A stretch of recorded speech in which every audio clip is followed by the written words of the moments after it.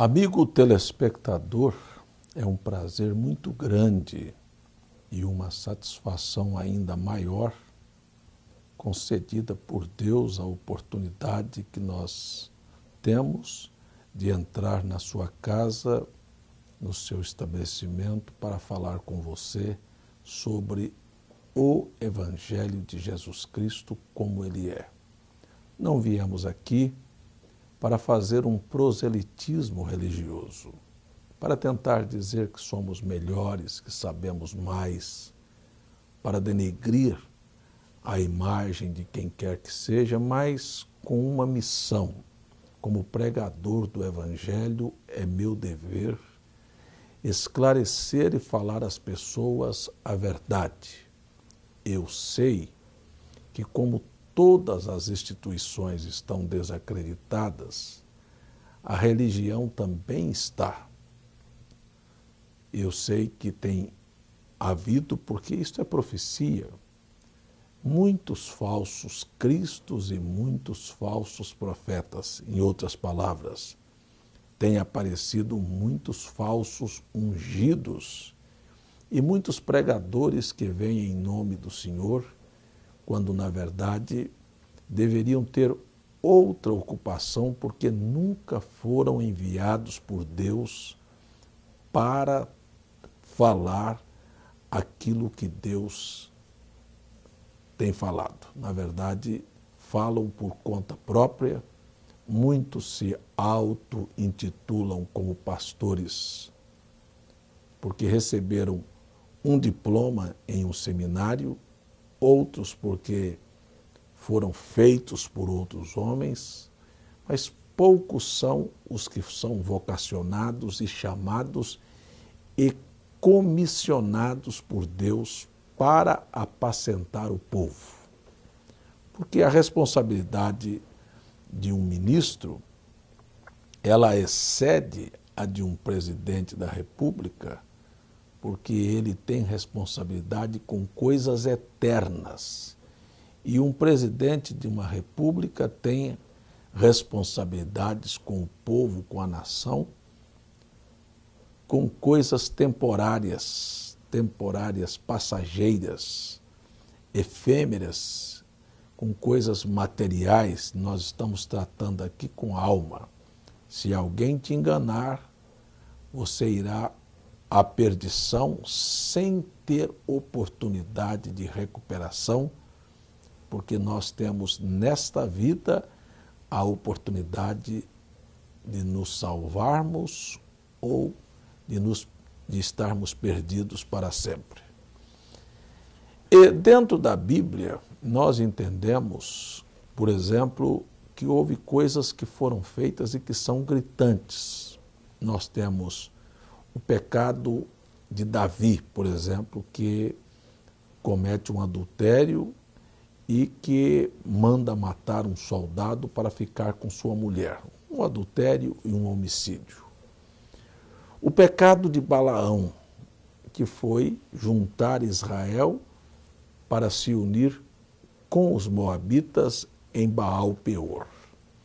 O pecado de Davi, aparentemente, é muito mais grave.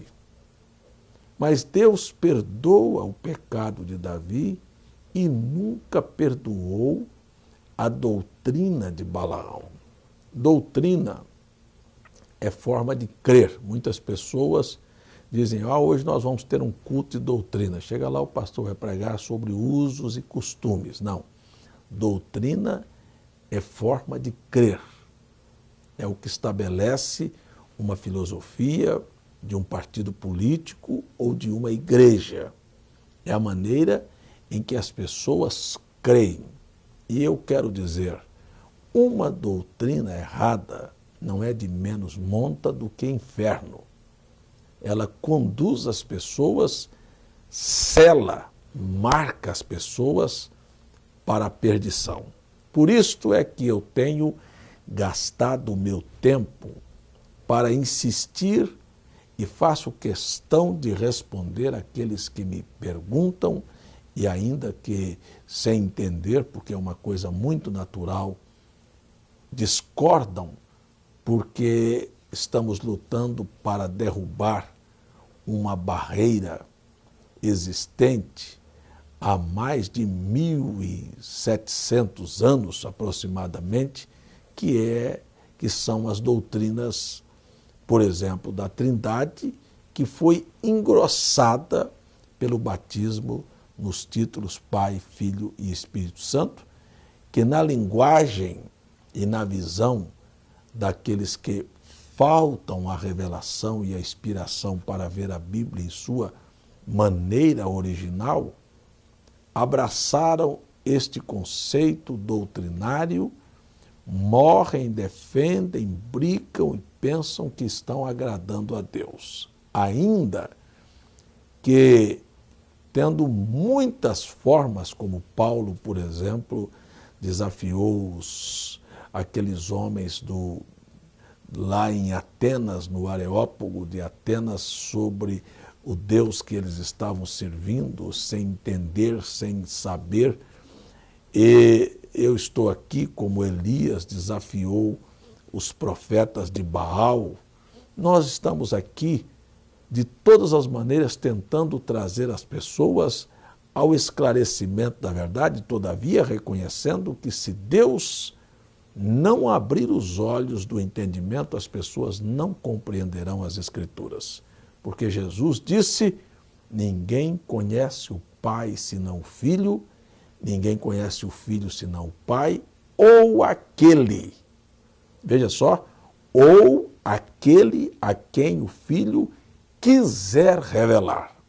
Então, não é quantas aulas você terá no seminário, nem quantas vezes eu tentarei explicar a você que o que nós estamos vendo é uma vaca em cima do galho de uma árvore.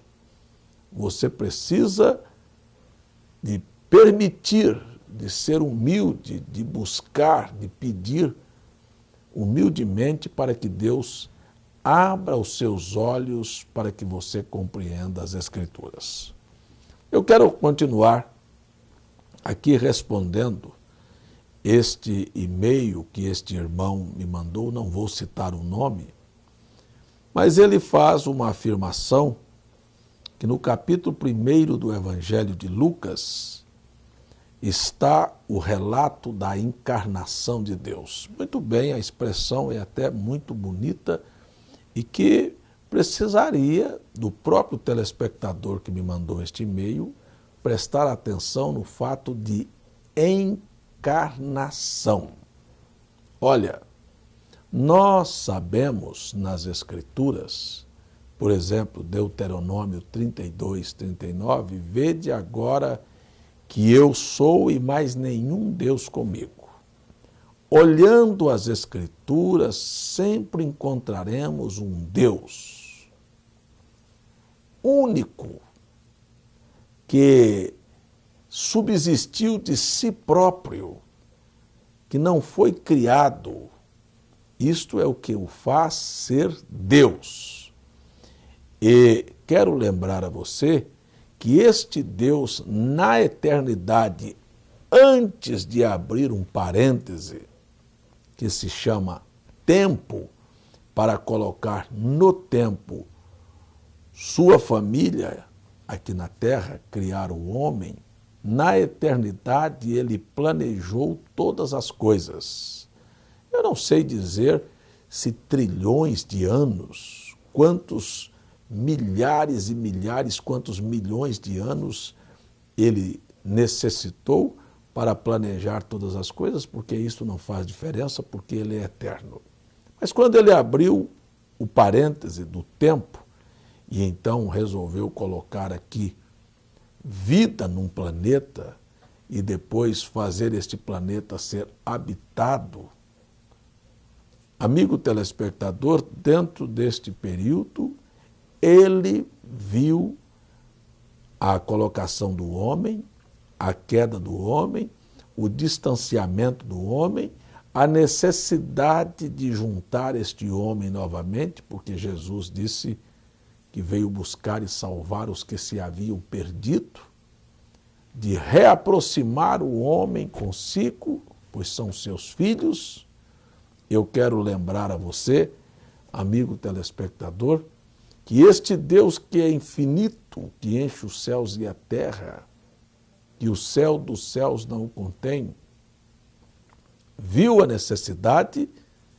de condescender, se tornar semelhante ao homem.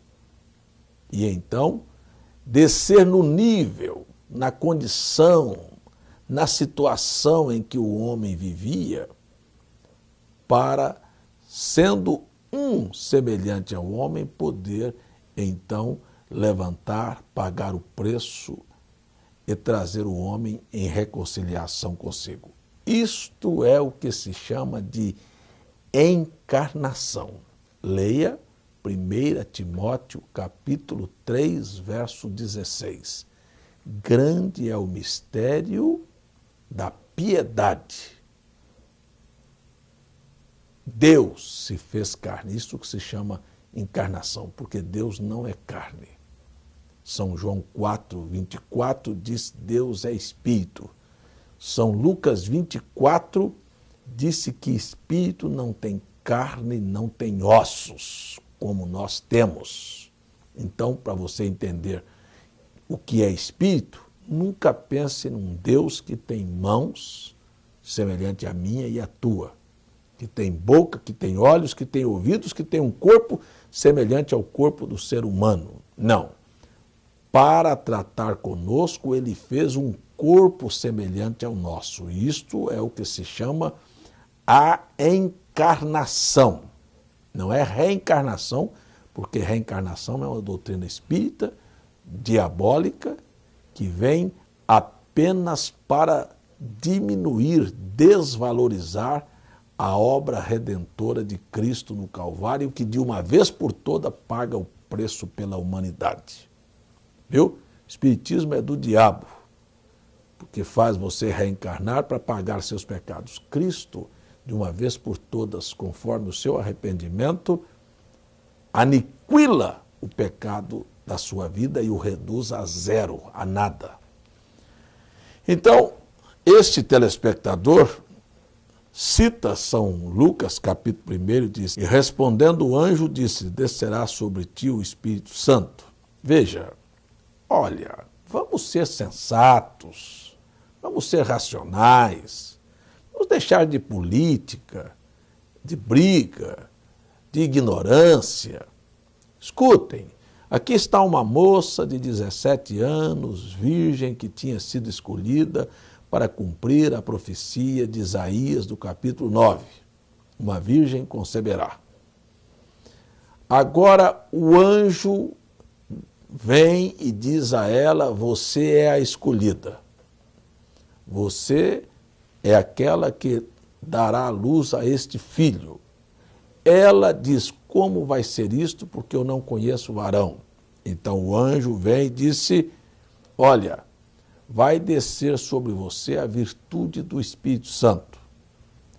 Como os evangelhos são sinópticos, você vai voltar agora a São Mateus comigo para ver a mesma aparição do anjo a Maria, dizendo a ela que ela ia conceber do Espírito Santo.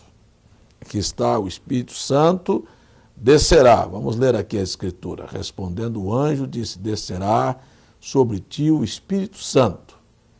Para provar que o Espírito Santo não é uma pessoa separada, então disse, é a virtude do Altíssimo. O anjo chamou o Espírito Santo de Altíssimo.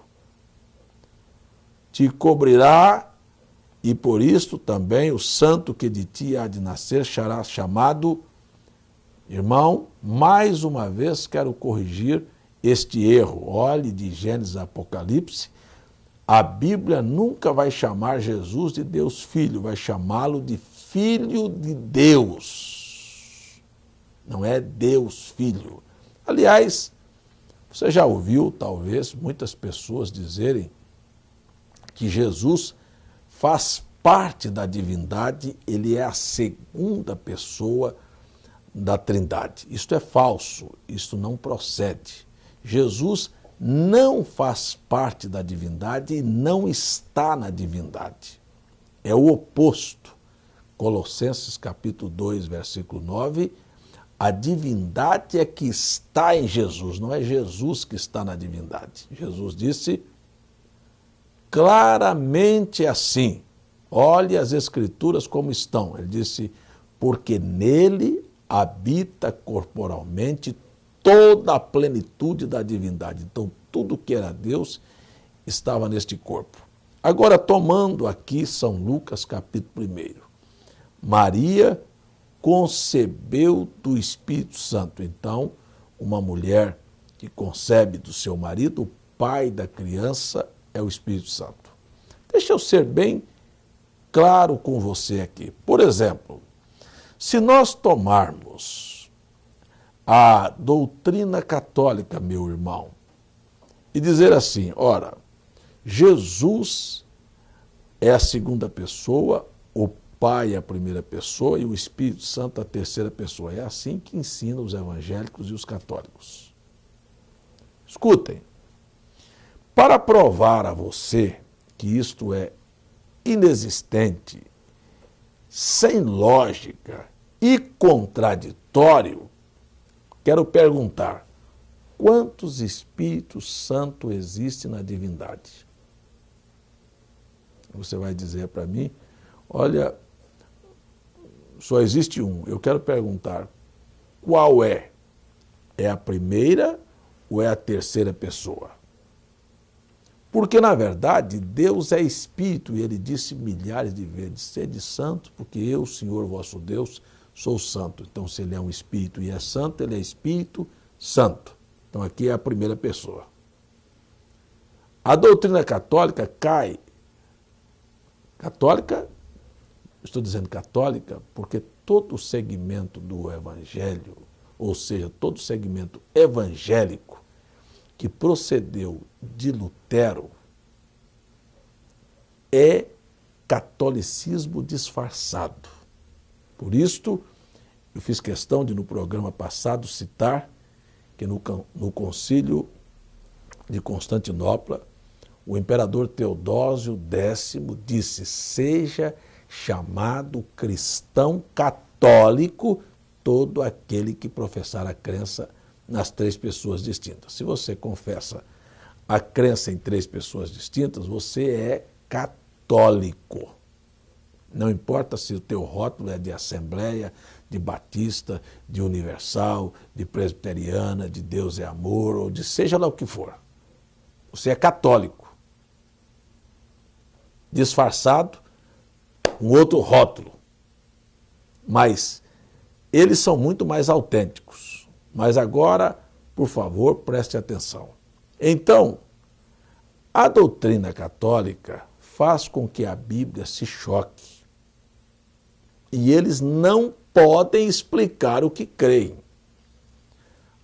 Efésios capítulo 4 diz que há um só Deus, um só Senhor, um só Espírito. Eu quero perguntar, qual desses? Aqui, ó. O primeiro ou o terceiro é que é o Espírito que Paulo diz que só há um? Aqui estão dois.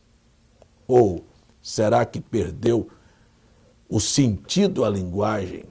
Aqui estão dois, ó. A primeira e a terceira pessoa. Isto é uma mentira, uma farsa. Não há dois Espíritos Santos. Porque se o Espírito Santo gerou Jesus, irmão que me faz a afirmação que na encarnação estava a Trindade. Isto é tão falso como o diabo é falso. Escutem só, por favor. Ora, na encarnação você vai ver o Espírito gerando a carne, encarnação. Viu? Esta carne seria a única forma que este Espírito, que é infinito e invisível, pudesse habitar entre nós e ser visto, ser tocado, ser pegado, oferecer por nós um sacrifício, porque precisava de cumprir o requisito da lei, que era sem derramamento de sangue não há remissão de pecado. Será que você não sabe que o sangue é gerado na medula óssea? e Jesus disse que um espírito não tem carne e não tem ossos. Então veja, se este aqui gerou é o Pai, ou é este aqui a terceira pessoa que gerou o Espírito Santo é que é o Pai? Quero perguntar, a quem Jesus chamou seu Pai? Este primeiro ou este terceiro? Queria que você me respondesse. Porque a Bíblia disse assim, e alegrando-se Jesus no Espírito Santo, disse, graças te dou, ó Pai. Jesus chamou o Espírito Santo de seu Pai. Na sua linguagem, irmão, que me mandou o e-mail, e na linguagem de muitos evangélicos, esse aqui é a terceira pessoa, é o Espírito Santo. Jesus chamou ele de Pai. E esse outro Pai aqui era adotivo? A primeira pessoa é o pai adotivo de Jesus ou Jesus tem dois pais? Ou existe dois Espíritos Santos na divindade? Ora, vamos ser um pouquinho mais coerentes.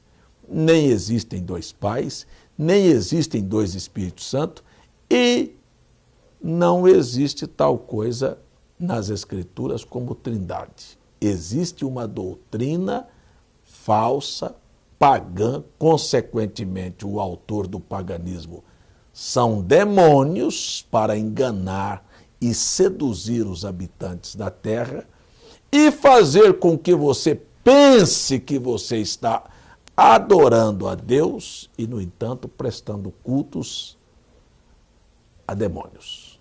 Uma coisa meia dura.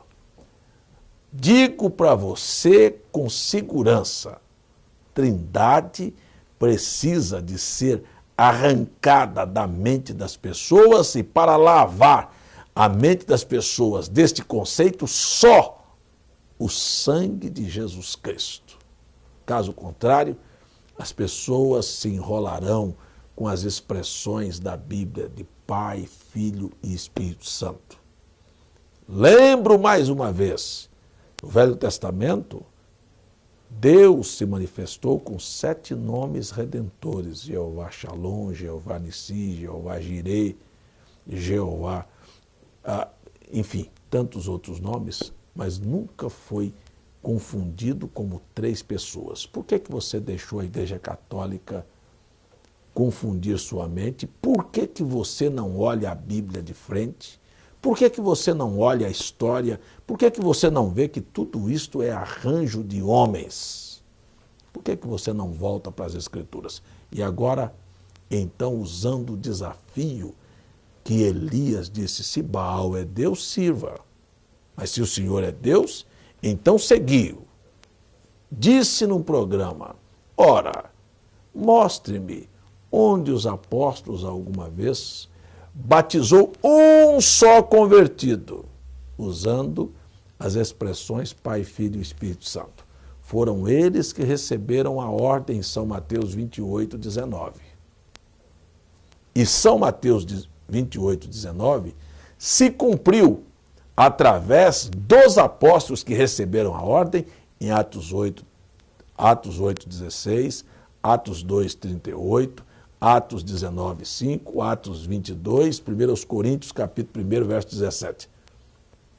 Todos os relatos batismais foram feitos em nome do Senhor Jesus Cristo, porque Jesus Cristo é o único Deus verdadeiro. É o nosso Senhor, é o nosso dominador. Judas, versículo 4. É o único Deus verdadeiro e a vida eterna. 1 João 5, verso 20.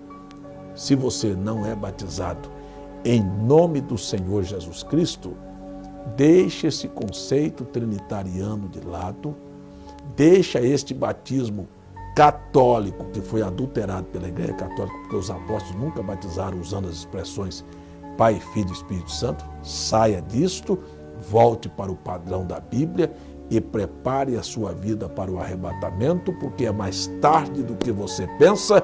Se cumpriu Malaquias 4, Elias veio, restaurou todas as coisas. Estamos aqui olhando as Escrituras de frente como elas são. Vamos orar? O meu tempo acabou. Pai, me esforcei como mortal para dizer às pessoas o que a tua palavra nos mostra. E agora me aproximo de ti em favor deste povo.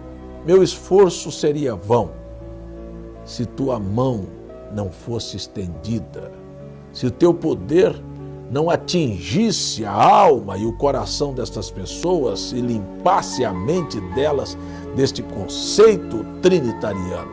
Lava isto. Deixa o povo te enxergar como tu és.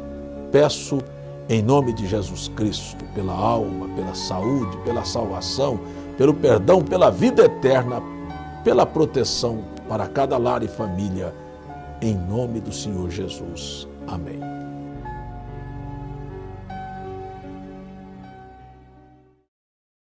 Senhor Jesus, abençoe a todos vocês que estão nos acompanhando neste momento e mais uma vez gostaria de anunciar aqui que nós enviamos gratuitamente CDs, DVDs, literaturas para o seu enriquecimento espiritual, com estudos bíblicos. Você pode telefonar gratuitamente para o número 0800 722 7360 e fazer o seu pedido através de um telefone fixo ou de um orelhão, e você vai poder solicitar gratuitamente, também receber gratuitamente na sua residência. Você também pode escrever para a Caixa Postal 3045 João Pessoa, Paraíba, ou enviar um e-mail para feperfeita@gmail.com e fazer a sua solicitação. Nós teremos o prazer de enviar gratuitamente para você.